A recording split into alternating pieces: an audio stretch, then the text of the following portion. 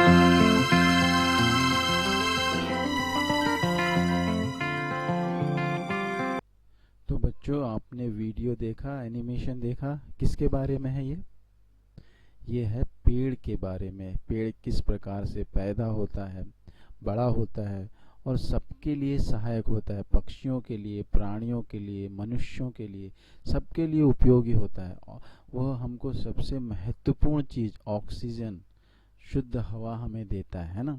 लेकिन जब उन्हें काट दिया जाता है तो क्या होता है?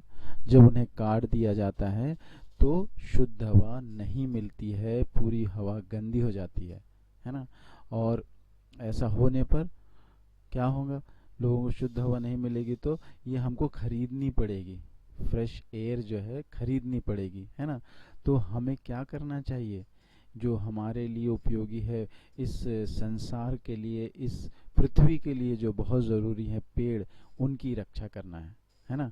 तो हमारा जो अगला पाठ है वह भी पेड़ के बारे में ही है, ठीक है। तो हमारे पाठ का नाम क्या होगा बताइए। तो क्या है हमारे पाठ का नाम? बिल्कुल सही पहचाना। तो हमारे पाठ का नाम क्या है? पेड़, तरु, वृक्ष, ट्री। तो यहाँ जो पाठ हमारा पेड़ है, यह जो है कविता के रूप में है। किसके रूप में है?